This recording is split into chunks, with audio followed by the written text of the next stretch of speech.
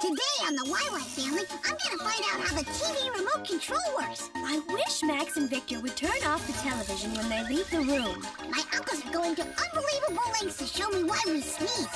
We're inside a nose. Grandpa's gonna take me on a trip to a star. And Grandma's gonna explain why thunder always follows lightning.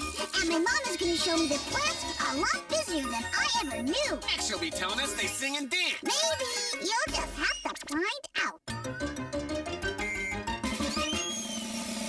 Come along with me and meet the smartest family in all the town. The YY family.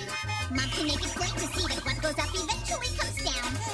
The YY family. Come and meet the YY family. We got a lot of real know-how. Grandpa knows a lot of flying. Ask him and he'll show you now. Why do airplanes fly? When I land, I'll tell you why. Meanwhile, there's a dragon making some kind of a potion in a vat. The YY family. And Grandma's no stranger. She can teach you all the dangers found in that. The YY family. Max is a mechanical marvel. Why? I know a copy kind of guy. Maybe he can show you the answer now. If you want to take a look inside. Everybody's in a lather. Rushing, wondering what's the matter. Every person hears a cry. He rushes to the baby side. What's the deal? What could it be? Just on the YY family. Why? If I see nothing like this, like these two guys you can't miss. You wonder what's inside you. These are just the guys that guide you. Come on, let's go. Let's go, let's go. These guys are in the know. Microwaves go.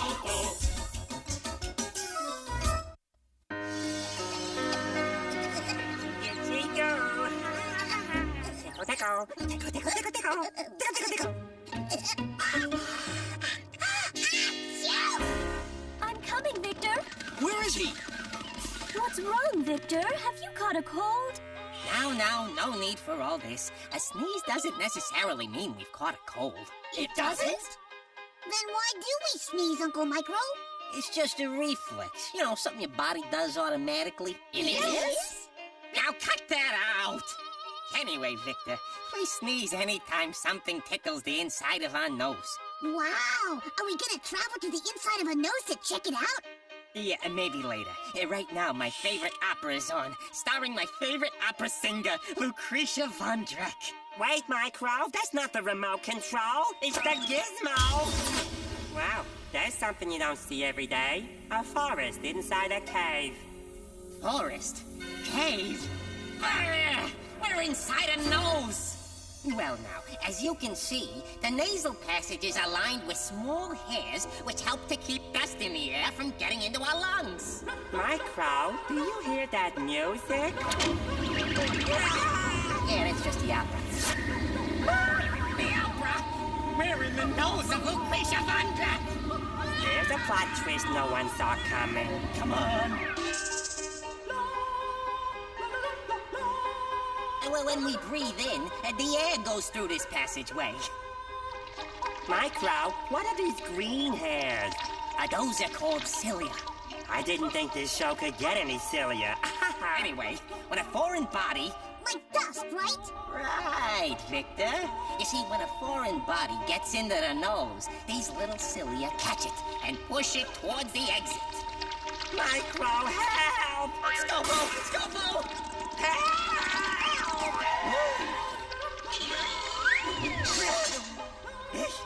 That was close. Look, Victor.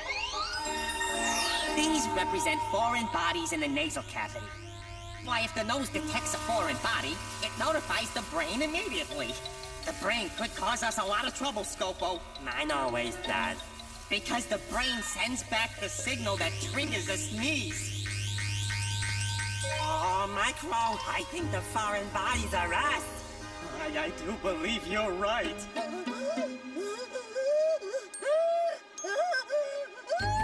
We've only got a few seconds until the lungs fill up. The air that's forced out by a sneeze travels 100 miles an hour. Hold on.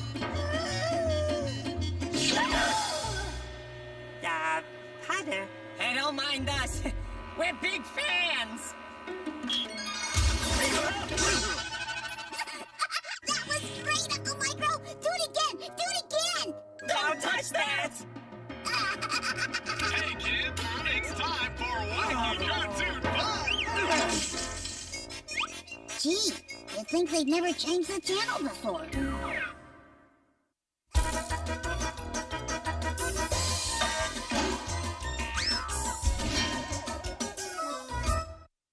How does it do this? How does it do that? Max is the one with the electronic knack. Machines are his thing, so don't go berserk. Max on the job. You'll find out how they work.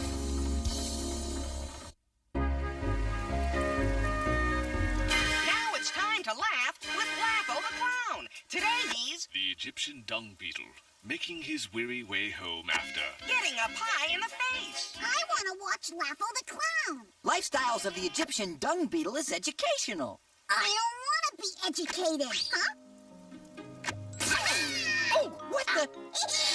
Do you mind? I didn't know the remote control could do that. The remote control isn't going to do much of anything if you two wear out the batteries by pushing the channel changer button all the time. Gee, Laffo, do you know how the remote control works? Oh, I've got a show to do. You explain it to the kid. So long, folks.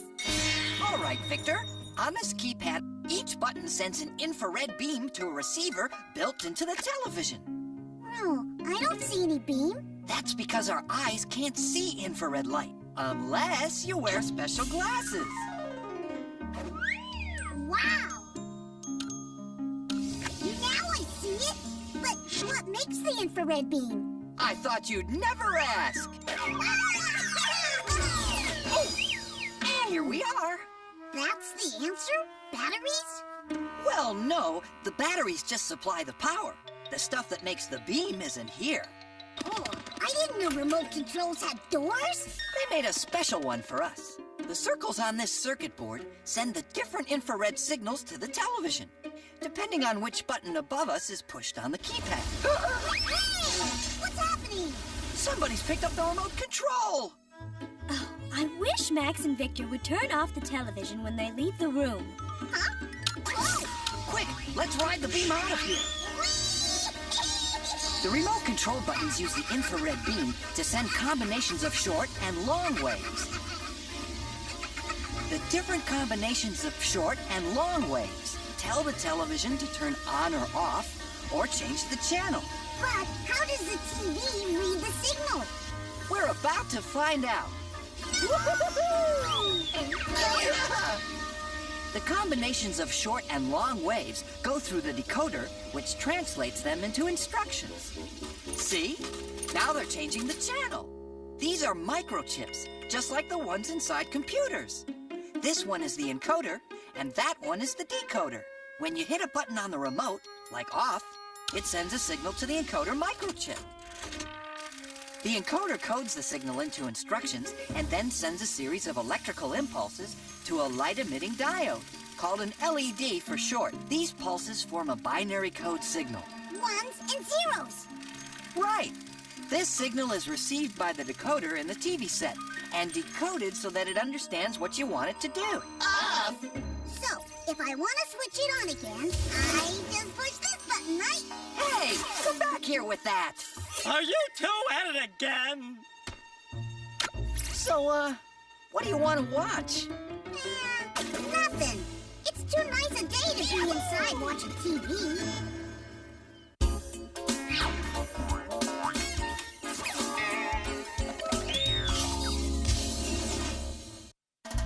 Hey, the questions that you have are not too serious. The animals and plants are not so mysterious, so have no fear. Everything will be made clear. Vanilla Quick and Quack are here.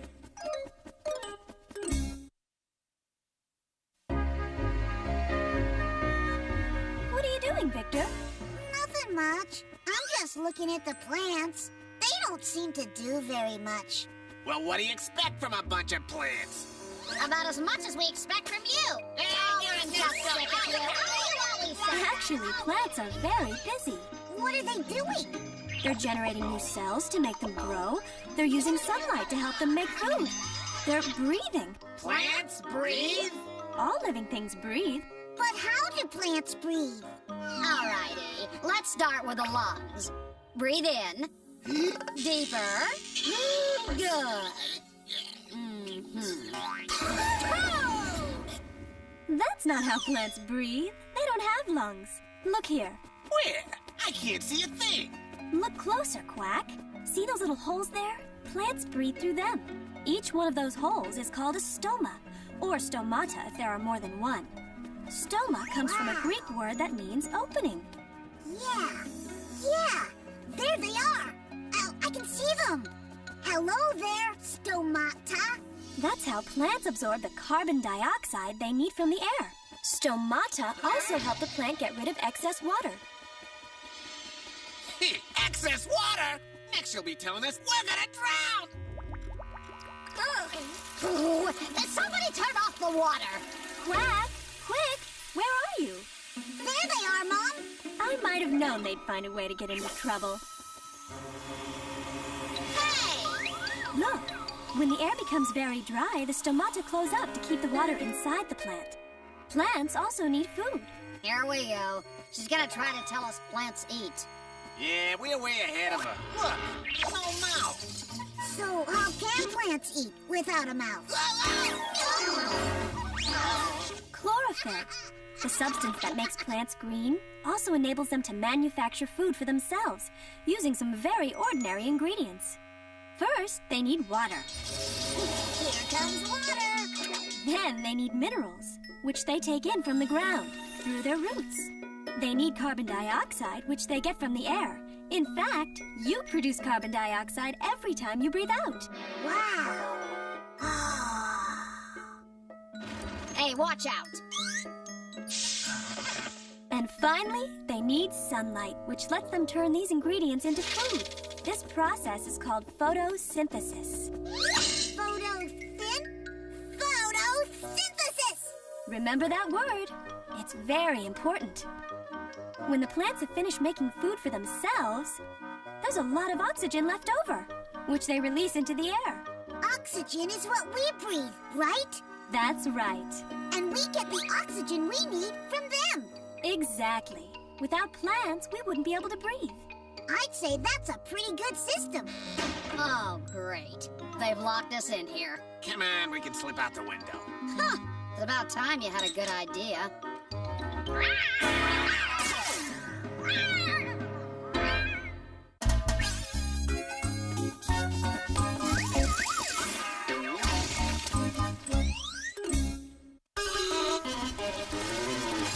Have you ever wondered why the salty oceans, lightning, thunder, what the earth is like down under? Why there's wind and snow and rain? Let Eartha and Basalt explain. Grandma, I saw lightning, but I didn't hear any thunder. What? Oh, there's the thunder. Why did we hear the thunder after we saw the lightning? You really want to know? Oh, me too. That's perfect, Basalt. Ooh, we're traveling in style. This looks like a good spot. Oh! There's our lightning! And now, There's the thunder. Yes, we've already established that lightning comes first. I believe the question is, why? it's simple. Light is faster than sound. I'll demonstrate. Imagine I'm light, just like the lightning. Now, imagine Basalt here is the sound. All right, Victor, you give the signal. Okay, on your mark. Get set, go! And even if sound weren't overweight and out of shape, it would always lose the race because light is much faster than sound. Hooray for light! Hooray for light!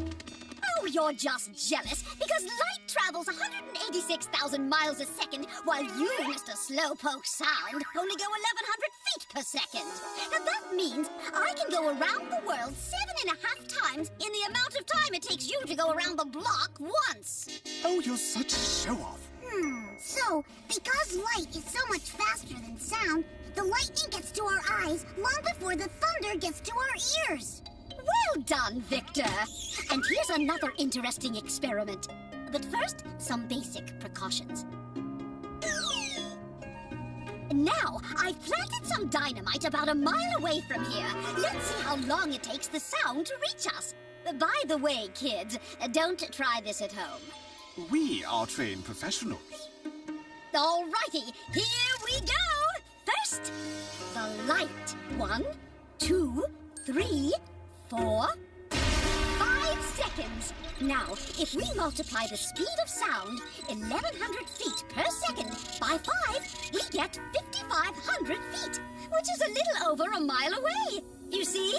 What I tell you, just over a mile. And now that you know it takes the thunder about 5 seconds to travel 1 mile, you can figure out how far away a lightning bolt is. See that? We heard the thunder right when we saw the lightning, so we know that that was really close. Very well, Basalt. Take us home. I don't think that's right.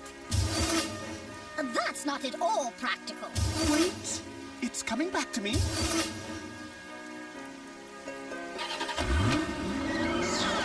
old Basalt. You're the only way to travel.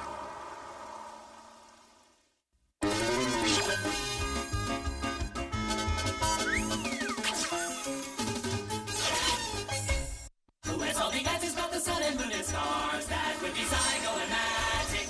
Who can tell us all about the atmosphere and Mars? That would be Zygo and Magic. Pick a spot in outer space, they've been all around the place. Zygo and Magic, here they come.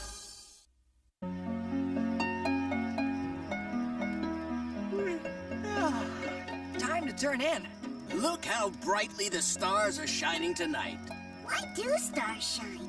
Well, a star is really just a huge ball of burning gas, so it produces heat and light. Huh? Here, you can see them better through this telescope. Well, why do they twinkle like that? I'll explain. Here's the Earth, and here's the atmosphere, the layer of gases that surrounds it. Now, when a star shines, the amount of light it produces doesn't change. But when the star's light reaches our atmosphere, it has to travel through layers of air, and these layers are shifting all the time. That bends and distorts the light and makes it look like the stars are twinkling. Oh, yeah. I get it. Hey, Grandpa. Which is the nearest star? The sun. Can we go there? It is getting late. Oh, please, Grandpa, please! All right, then. Zygo, wake up! Status report? Sun's coordinates entered. We're traveling at light speed. Is that fast? It's 186,000 miles per second. That means yes. Ooh, how long will it take us to get there? The same amount of time it takes the light from the sun to reach the Earth. 8 minutes. Victor, what color do you think stars are? White? Actually, stars come in different colors, but because they're so far away, they all appear to be white. The sun is the only star close enough for us to see its color. You should never, ever look directly at the sun. Astronomers use special lenses that filter out enough of the sun's rays so that they can study it safely. The hottest stars are blue or white. If a star is less hot, it's red, like our campfire. So, how hot is a yellow star like the sun? For a star, about medium temperature, only 9,000 degrees Fahrenheit. Only, he says. The sun's gravity is pulling us in! We're melting like a big flying piece of cheese!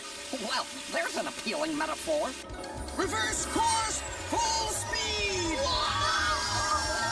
Not so fast! Can we go check out another star?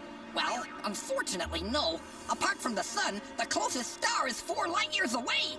That means if we travel as fast as light... Yeah, it'll take us 4 years to get there, right? There are some stars so far away that we can still see light from them, even though they burned out centuries ago. It's because it takes their light all this time to get here. Hang a left at that asteroid. Ah, good old Earth. Okay, now let's get some sleep. Hey, campers, rise and shine. Now watch carefully. It's all in the wrist. I guess the great outdoors are too much for some people.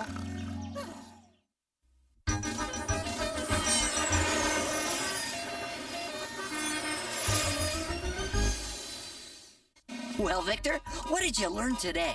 Oh, tons of neat stuff. I learned that light travels a whole lot faster than sound, and that's why we always see lightning before we hear thunder, unless it's really close. I learned that the remote control uses an infrared beam and binary language to send instructions to the TV set.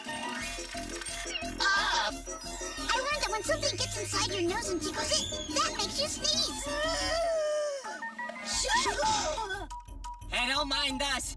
We're big fans. And I learned that plants make their own food, and they perspire, and they breathe, and they give off oxygen, which we need to breathe. Sounds like a pretty big day. It was, but I still have plenty of questions left for next time.